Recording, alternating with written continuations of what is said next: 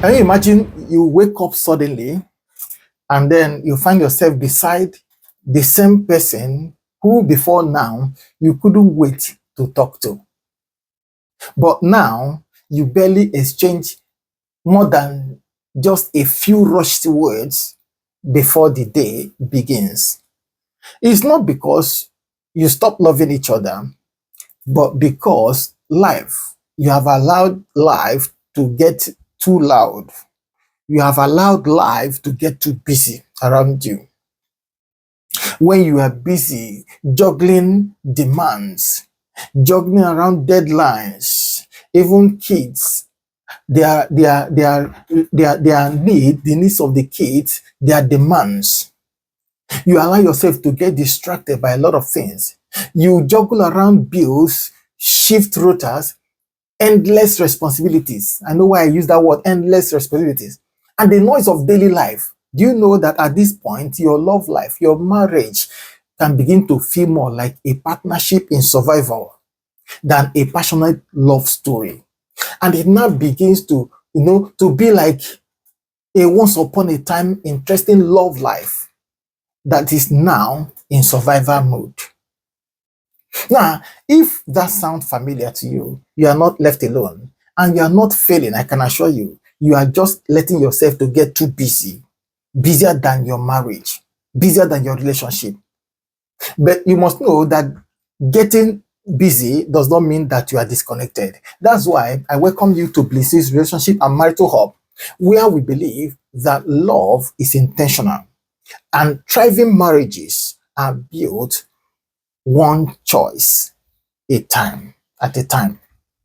Now, if you are new here, be sure to subscribe and click that notification bell so you never miss out of any of our daily, weekly teachings that will help strengthen your marriage and your relationship. So today we are diving into something every couple faces at some point. How do we keep our marriages strong when life feels too busy? How do we keep our marriages strong when life feels too full of events, activities everywhere? So let's get into it now. Number one way out is you must learn to schedule your spouse like a priority. Learn to schedule your spouse as a priority. We all know you take time to plan your work days, you plan your school pickups, you plan your rota, your schedules, other life events, even your plan to visit doctors. You take time to plan everything. But when was the last time you schedule your spouse in your plan? When was the last time you intentionally add your spouse in your plan? You see, one of the biggest lies in marriage is that time together will just happen. It's a lie. The truth is this: it won't happen. Not with kids, not with jobs, not with ministry, not with bills, and everything else screaming for your attention. Not when they are there, they won't let you. So you have to learn to be intentional.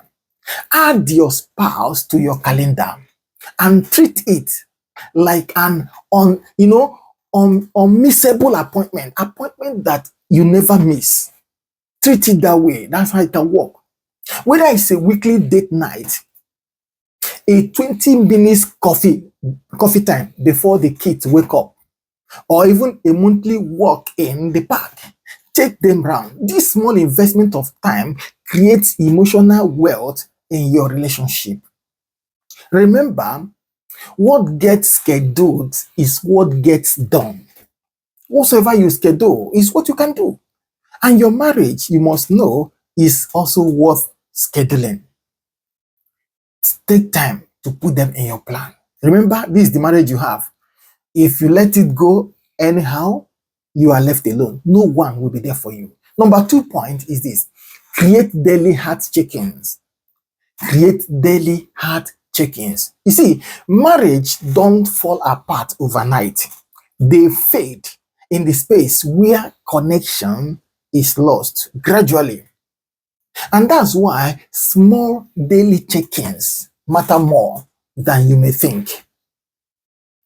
Even if it's 5 minutes to ask questions like, how was your day? It matters a lot in marriage.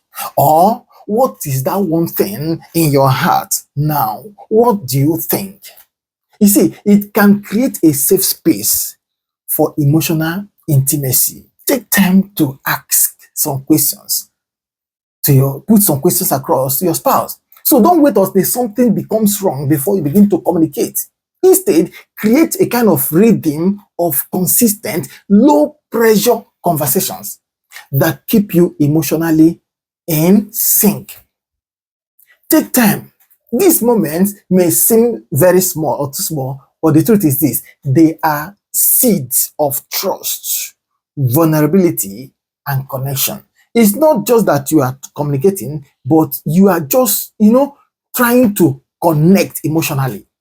Number three is try to eliminate the cluster that crowds connection.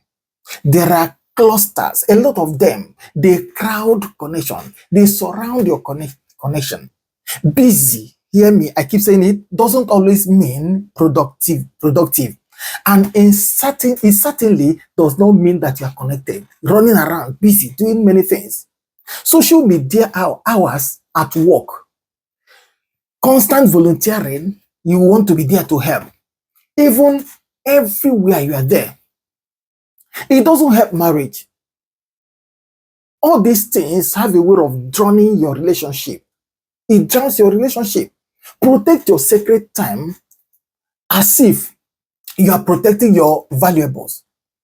There should be time to turn off your phones during dinner, for example. Say no to non-essential activities.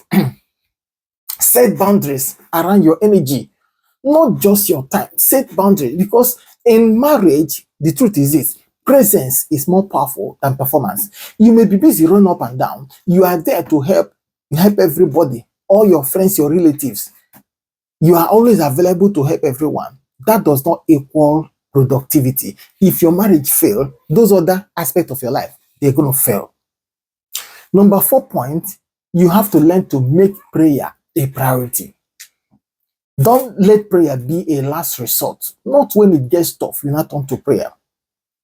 When life gets busy, hear me, prayer often becomes the first thing to go to. But in reality, it should always be the foundation of everything else. We always turn to prayer when it gets tough, when you are supposed to make it a foundation. You must know that couples who pray together consistently tend to communicate better. They tend to forgive faster and even stay emotionally bonded, even when in the busy schedule or in the midst of chaotic situations. So set aside 5 to 10 minutes a day to pray with each other and pray for each other. You don't need perfect words in prayer, just a honest heart. That's what God is looking for. Now, this spiritual discipline not only strengthens your connections with God, it also creates a spiritual covering over your home, over your marriage, over your love. Ecclesiastes chapter 4 in verse 12 says something. It says, a cord of 3 strands are not easily broken. A 3-foot cord cannot be easily broken. So you have to learn to make God the third cord in your marriage, just like in a triangle form.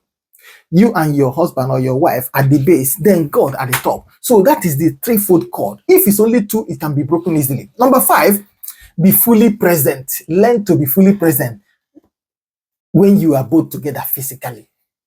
I know why I put it that way. Number 5, very important.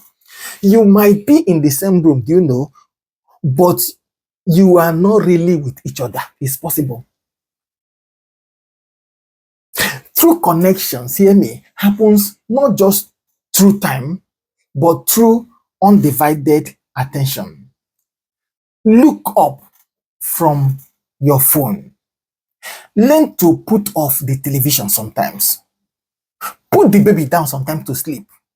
Look your spouse in the eyes and listen with intention. When your spouse feels seen, heard, and valued, even in short moments, hear me, it nourishes the heart. Give your spouse the gift of presence. It's a precious gift. It's a precious moment. Not just giving them your proximity. After all, am I not sitting here with you? No, you might be sitting there, but you are not present. You are not there with them. You are with your phone, you are with your television. Yes, give them that precious time. It matters a lot. Now, as I'm concluding, friends, you must know that your marriage is one of God's greatest blessings and gifts to you. And like all blessings, it requires stewardship. You don't need more hours in a day. You need more intention in the hours you already have. Put in more intention. Be intentional about your marriage in the little hours you have. You can start small, one change, one habit, one moment, all of intentional love. Because when you make your marriage a priority, hear me, everything else in life finds its balance. And if this message, this teaching encouraged you enough, please give it a like. Leave a comment below and, sharing your priorities. Let us know what is your priorities in marriage. What do you understand by this? Now, remember, at BlissHills Relationship and Marital Hub, we teach you how to build godly marriage the God's way. So share this video with your couple that you care about, and also to any other person that you know that might need it. It might be exactly what they need to save their marriages now. Remember, love must remain intentional, and so is a thriving marriage. They must be intentional. And also, don't forget, like I always tell you, you've got no other marriage apart from this. When you neglect your marriage and face your ministry, face your work, face your rota, your bills, everything running around them, it might come to a time when your marriage will be affected. And as soon as your marriage stops working, you'll find out that all those other aspects of your life, they will be grounded. How they will happen, that's when you understand that through ministry, through work, your main job begins from your home. Your main responsibility begins from your home. So learn to respond first in your home before showing yourself off out there. Thank you for being with us, and I believe I'll see you again in our next video. And until then, keep building the love that lasts, which has to be God's way. God bless you.